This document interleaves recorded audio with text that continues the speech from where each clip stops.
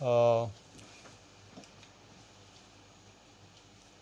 Students, today I just want to give you introduction of the physics, which is very important, and it is related to class 9 to 12 and also related to competition. Actually होता क्या है कि बहुत सी basic चीज़ें जो आपके दिमाग में, आपके माइंड पे नहीं रहती हैं और वो बहुत इम्पॉर्टेंट होती हैं, जिसमें बेसिक फंडामेंटल फिज़िकल क्वांटिटीज़ के बारे में हम लोग आज बात करेंगे। साथ ही साथ हम लोग बात करेंगे बेस यूनिट के बारे में, डेराइव्ड यूनिट के बारे में, डायमेंशंस के बारे में, डायमेंशंस का रिप्रेजेंटेशन कैसे होता है, और फिर आगे हम लोग बात करेंगे कि डायमेंशन से हम किसी फार्मूले को किस तरीके से निकालते हैं और फार्मूले की करेक्टनेस को भी किस तरीके से हम चेक कर सकते हैं। तो ये पूरा क्लास कुछ ये क्लास 9-10 की हैं, फिर 11-12 और कॉम्पिटिशन्स लेवल की हैं कि फार्मूले की चेकिंग हम कैसे करते हैं कि जो फार्मूला बना है वो करेक्ट है कि नहीं। और सबसे एक इम्पॉर्टेंट और मज़ेदार बात ये है कि हम लोग क्या करते हैं कि बुक के अंदर जो भी फार्मूला दिए रहते हैं उनको हम लोग पढ़ते हैं, और कभी कभी हमारे दिमाग में ये आता है कि ये जो फार्मूला दिया हुआ है ये कैसे बना होगा, या फिर ये फार्मूला कुछ और क्यों नहीं हो सकता है। फॉर एग्ज़ाम्पल जैसे मैं एक आपको बात करूं कि न्यूटन सेकेंड लॉ सबको पता है, F = ma, नहीं पता है तो मैं उसको भी डिस्कशन करूंगा, F = ma। अब एक बात आपके दिमाग में आनी चाहिए कि क्या ये फार्मूला करेक्ट है कि नहीं करेक्ट है, करेक्ट है कि नहीं करेक्ट है, नंबर 1। दूसरी बात ये है कि न्यूटन साहब ने F = ma क्यों सोचा, ma² क्यों नहीं सोचा, m² क्यों नहीं सोचा, m×a³ क्यों नहीं सोचा। इस तरह की बहुत सी चीज़ें आपके दिमाग में पढ़ते समय आती हैं और जो आपको बार बार आपके माइंड को हिट करती हैं कि क्या ये करेक्ट है कि नहीं करेक्ट है, करेक्ट है तो क्यों करेक्ट है, नहीं करेक्ट है, लेकिन इसका आंसर आप किसी से पूछ नहीं पाते हो, जो मैं आपको बहुत ही ट्रूली बता रहा हूँ, ठीक है। और उसको आप एक्सेप्ट कर देते हो, लॉ ऑफ एक्सेप्टेंस आप यहाँ पे लगाते हो और जो भी चीज़ें आप पढ़ते हो उसको एक्सेप्ट कर लेते हो, ठीक है। तो अब मैं इन्हीं चीज़ों पे डिस्कशन करने वाला हूँ।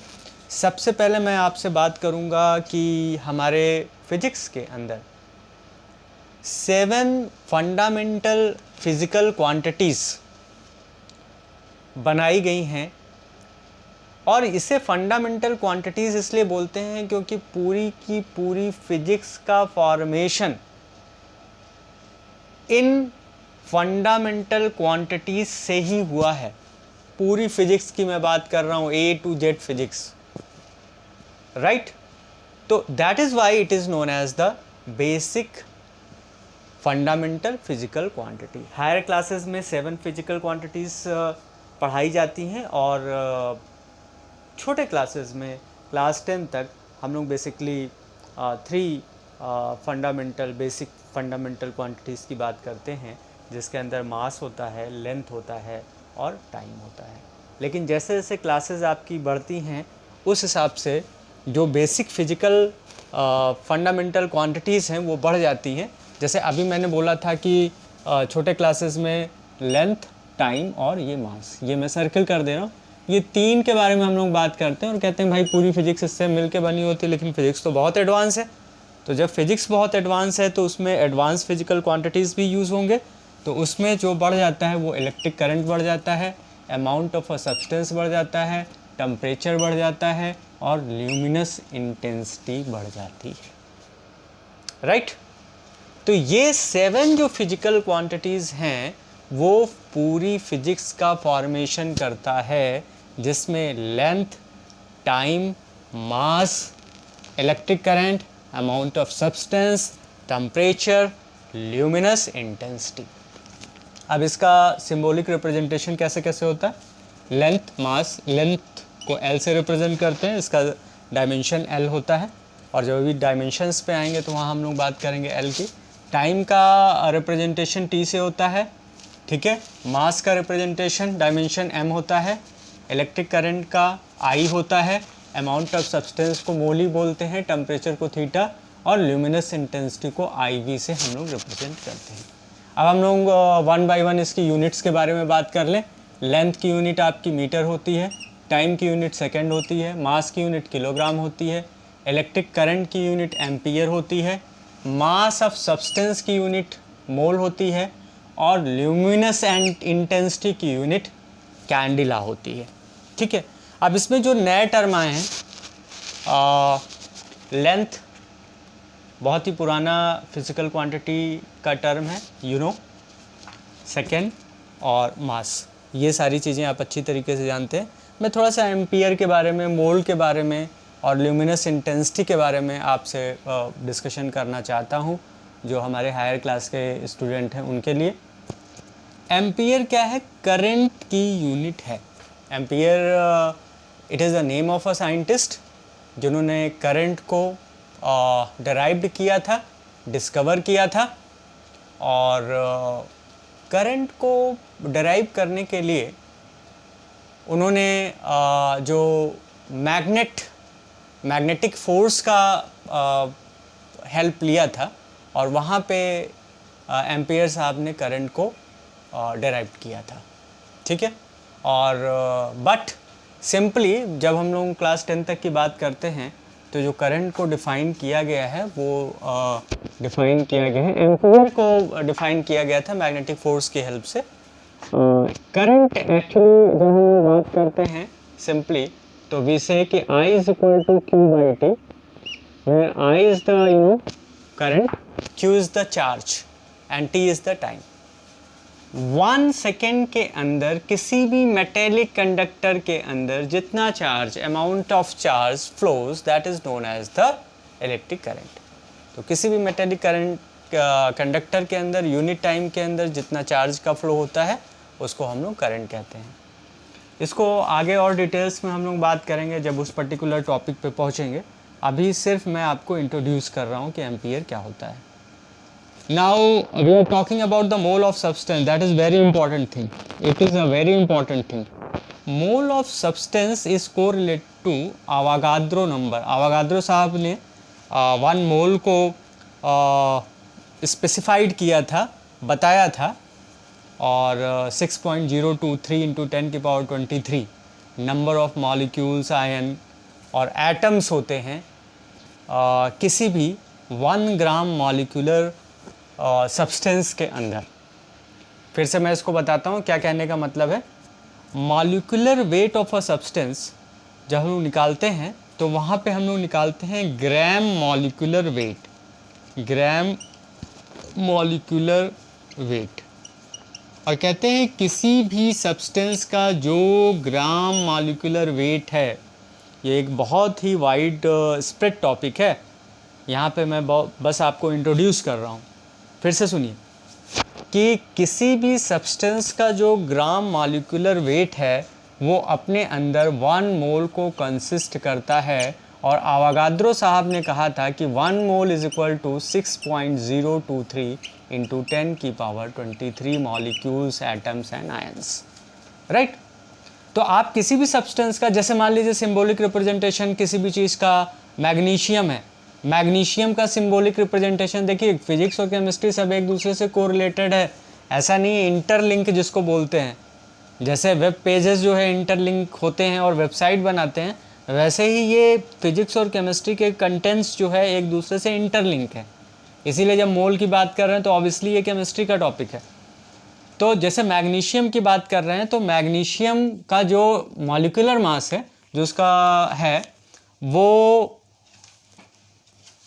जो भी है वो 1 मोल को कंसिस्ट करता है, 1 मोल को कंसिस्ट करता है। राइट। तो मैग्नीशियम का 24 होता है मॉलिक्यूलर वेट, तो 24 gram of magnesium at magnesium, 20 gram of magnesium will consist 1 mole, and that is also consists 6.023 into 10 की पावर 23 molecules। ठीक है। तो ये भी जब कभी हम लोग इसके बारे में, मोल के बारे में डिस्कशन करेंगे, बहुत ही वाइड स्प्रेड टॉपिक है, तो वहाँ हम लोग बात करेंगे।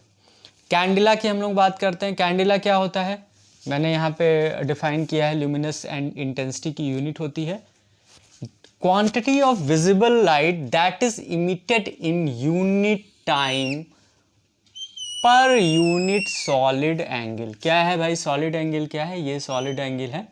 इस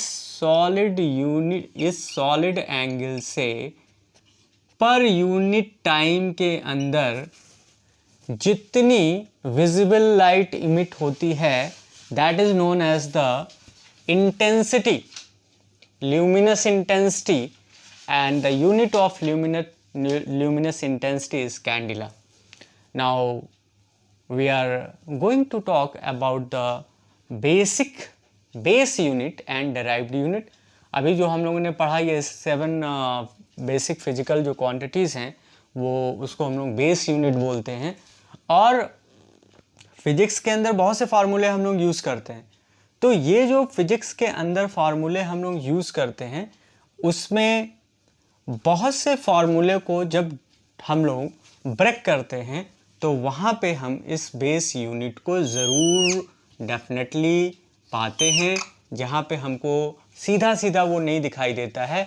जैसे मैं आपको एक एग्जांपल अगर दे दूँ यहाँ पे, जैसे सपोज दैट कि अभी हम फोर्स की बात कर रहे थे और फोर्स में एक दो बातें मैंने कही थी, उसको अभी हम जस्टिफाई भी इधर कर दे रहे हैं। तो जैसे फोर्स है मास इनटू एक्सेलरेशन होता है। आप बोलोगे कि सर आप तो बोल रहे थे कि ये बेसिक फिजिकल क्वांटिटीज़ के अंदर क्या कहते हैं कंसिस्ट होती हैं, बट यहाँ तो मास और एक्सेलरेशन है, एक्सेलरेशन तो बेसिक फिजिकल क्वांटिटी होता नहीं है।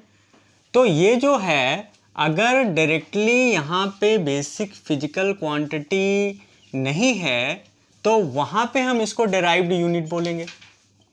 डेराइव्ड यूनिट का मतलब है कि बेसिक फिजिकल क्वांटिटी इसके अंदर हिडन है। अब इसको जब हम डिकम्पोज करेंगे तो वहाँ पे हमको बेसिक फिजिकल क्वांटिटीज़ मिल जाएगी। जैसे mass into acceleration, acceleration equal to velocity upon time होता है, velocity equal to distance upon time होता है, या डिस्प्लेसमेंट अपॉन टाइम होता है।